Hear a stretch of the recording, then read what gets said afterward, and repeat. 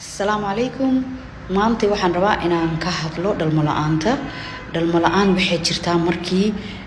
qoyska lamaanaha isla joogan toos hal sano oo ugu yaraan usbuucii 2 ilaa 3 jeer galmo suubinayaan intaas gabadha hadday uur ku qaadi weyso ayaa la dhihi karaa dhalmo la'aan ayaa jirta dhalmo la'aanta waxaa loo kala qaybin karaa laba nooc primary infertility iyo secondary infertility primary infertility waa marka gabadha aysan weligeed uur qaadin haddii uur ay qaado oo uu ka dilmo ama hal cunug ay dhasho cunug labaad uurkiisa yeelan weyso markaas ayaa la dhihi karaa waa secondary infertility sababo badan ayaa jiri kara oo dhalmo la'aanta keenta koow waxaa ka ah da'da gabadha haddii da'deeda 35 sano ay ka weynaato ugxamaha keydkoodana way soo yaraadaan wana daciifaan muhiimad kale waxa waaye caafimaadka guud oo gabadha inay caafimaadkeeda isku dheelitiran yihiin muhiim waaye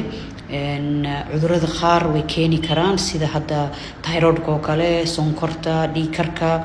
kuwaas oo kale dhalmo la'aan ay keeni karaan ama dhalmada ay soo daahin karaan gabadha miisaankeedana muhiim gaar u leeyahay asagana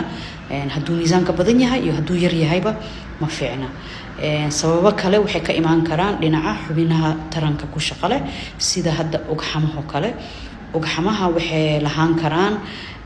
daciifnimo dabiici ah oo dhaxal ahaan ku imaata ama jir ahaan ku imaata gabadha ayadoo dhowr iyo 30 sano jirto dhowr iyo 20 jirto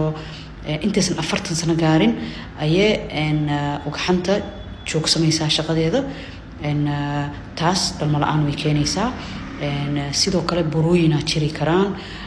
waxaa kaloo jiri kara isku dheelitir la'aanta hormoonada oo u diidaya ugxanta inay kobcdo iyo in ukuntii lasoo fasaxo waxaa ka mid ah cudurka oo PCOS ah haddii laga hadlo tuubooyinka hadday xiran yihiin oo ama infection uu xiray ama khaliin gabadha intii loo suubiyey laga saaray taas dhalmo la'aan way keeni kartaa laakiin muhiimadda waxaa waaye in labada tuubaba ay xiran yihiin haddii hal tuubo kuu xiran yihiin oo halna uu kuu furan yahay weli gabadha uur way qaadi karaysaa waxaa laga yaabaa in waxoogaa kasoo daaho laakiin waa in labadoodaba ay xiran yihiin boqolkiiba boqol labadooda ay xiran yihiin haddii aan ka hadlo minka naftirkiisa minka wuxuu lahaan karaa u dhalasho cilado oo u dhalasho ah waxaa dhici kara qaliimo gabadha loo suubiyey ama waxaa burooyin lahaan kartaa sida fibroidka oo kale polypka oo kale fibroidka qasab maaha boqolkiiba boqol inuu keeno dhalmo la'aan laakiin waxay ku xiran tahay meesha uu minka uga yaalo intuu la eg yahay iyo inuu saameynayo meesha uu cunuga ku koraayo iyo in kale qalimo waa soo sheegay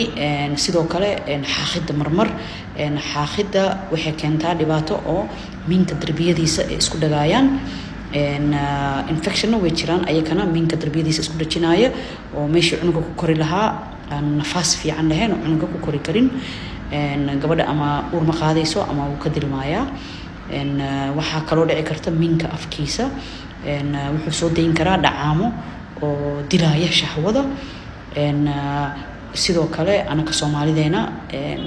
dabeecado waxaa jiraan dhaqamo waxaa jiraan